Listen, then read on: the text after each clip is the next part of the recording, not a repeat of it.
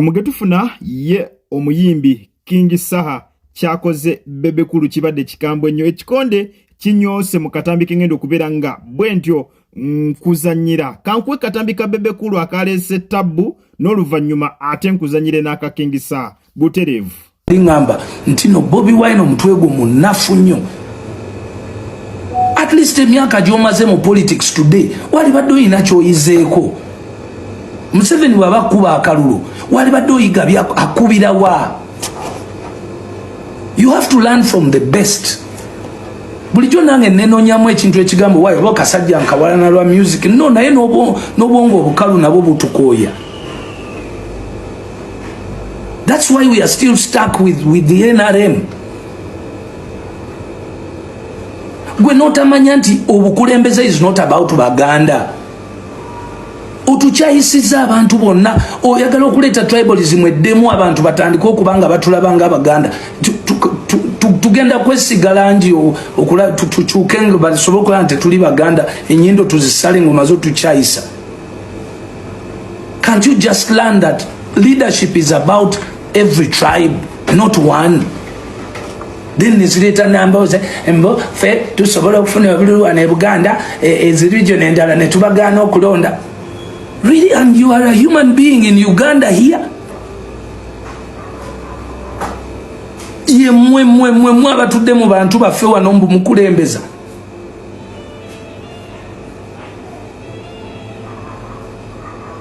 Ensonga lwaki have gone to the politics is because it is noob bloggers obwavuddeyo ne butandika okumisguidinga nga bukozesa statement yange okukavaringa mistakes ezakoleddwa mu wiiki zabadde bbiri eza nuupu. Here you are following a guy who definitely you see him kneeling down in Bazungu, yet the narrative on Africa today is patriotism. Oh my goodness.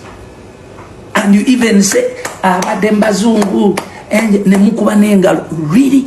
Ngatemulaba Africa yonego Babazungu. Chokama muli mabega wakali. The likes of Nambos, the pretenders, just because they look for office.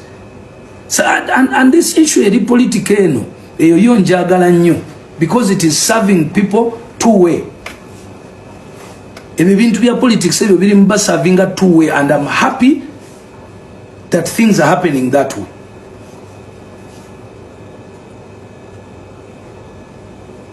Nemumalamu abantu abamageze ekitiibwa kati bulaba eri wali olutalo Namboze byayogedde bya kisiru nnyo. It is the most stupid thing. Lwaki temwazze kwebyo nemu correctinga Namboze muli ku Bebekulu olwokubanga mwagala okubika ensobi za Namboze. You started that topic because Namboze had done the most stupid. Bobi Wine and Namboze this week have said the most stupid two statements. How do you attack? How do you come and say nti Abaganda abawakyawagira Museveni muli basiru nnyo? Obuwagizi bw'omukulembeze wa Uganda buva ku Baganda oba buva ku Bannayuganda? Why is your topic always about Baganda?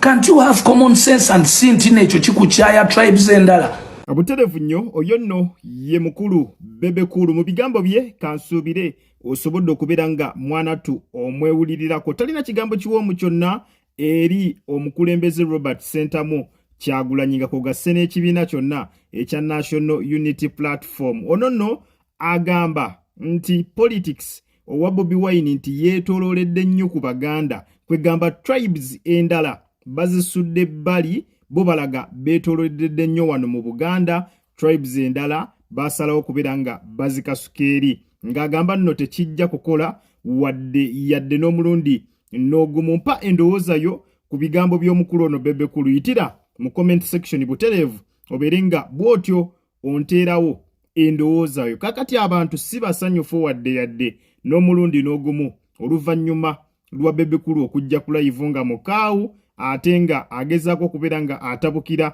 omuntu atamuliiko ng'ono ye President Robert Sentamu Kyagulanyi. N'omukulu King Saha avuddeyo n'amwanukula mu bukambwe. Kankuzanyire katambi katono nnyo ninga nkusaba subscribe nga gwe atanaba. Nawe atana likinga video genda maaso bwoti obirenga ogiraikinga. Anyway, His Excellency Kyagulanyi yabaleka yolevo ndala kati atoba kati kankubule Bebekulu n'akalulu kutakaagala tobereyo n'ogamba nti olina akalulu kakumenya n'akalulu kutakaagala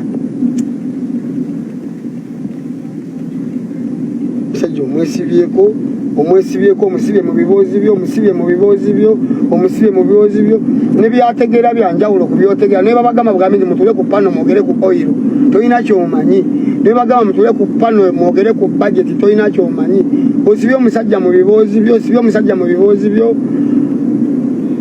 Bebekulu va ku His Excellency Kyagulanyi muviireko nno ddala nina ebirayivyo nga n'ebyokugira toyina wabula ng'okomyawo erinnya lye omanyi oyo kati gwe kyogamba ekyokweteeka ku ntegeerayo omusajja oyo nga tuzze mu mazima n'owobuuza famire yo musi okutegeera kyekimu ne His Excellency Kyagulanyi gwe Bebekulu muve mu kabampaane mwana nga tuli mu struggle obiwa tebiri serious edi mutwe bamukwatira ki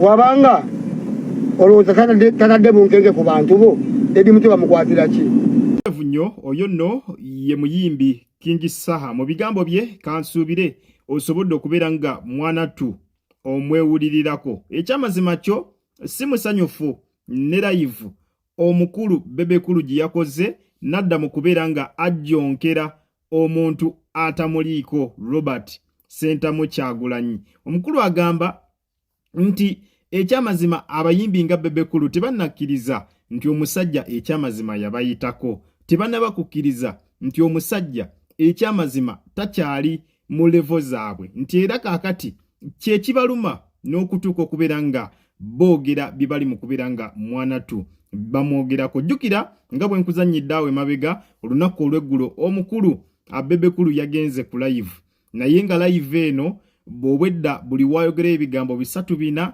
ng'atandika kujjonkera Bobi Wine buli lwabaako ne kyayogera awo nga tasussa ddakiika 5 nga tanaba kubeera nga akoona ku Bobi Wine kakati kino ekintu kyaggyeko abantu bangi nnyo waya nga kwogasse n'omukulu King Saha naye tekyamuyisiza bulungi wadde yadde n'omulundi n'ogumu nga bw'olabye mu katambi ako kenva okubeera nga nkuzannyira omukulu alabika agenda kusimbula essaawa yonna jjukira we bituuka mu lutalo ono omukulu yaggulako ku olutalo ku mwami Bebekulu era olutalo lwatambula okumalira ddala omwaka mulamba nga Bebekulu asirise bwecce bamukubamu ennyimba mpitirivu nnyo era ennyimba ezo za trendinga nnyo nga King Saha akuba adisinga Bebekulu twandibanga ne wano wetutuuse olutalo luno lwandiddamu kubanga kasita okwata ku Bobi Wine King Saha aba alaba okutte ku ye yennyini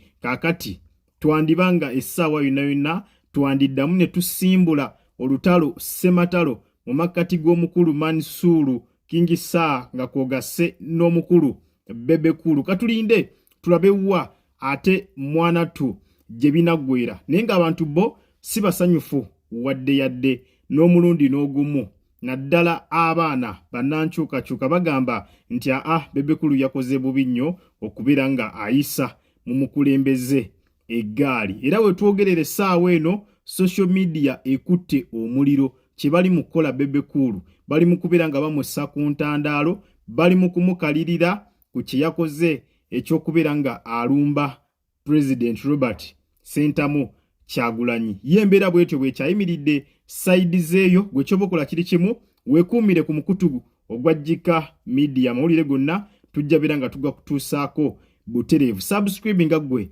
atannaba naawe atannalayikinga video genda maaso bw'otyo obeere nga ogirayikinga yitira mu comment section obeere nga otuwa endowooza yo ku nsonga eziriwo mwami Bebekulu zaayogeddeko ne King Saha naye zaayogeddeko yitira mu comment section obeere nga bw'otyo otuwa endowooza zo naawe alina kyagala okubeera nga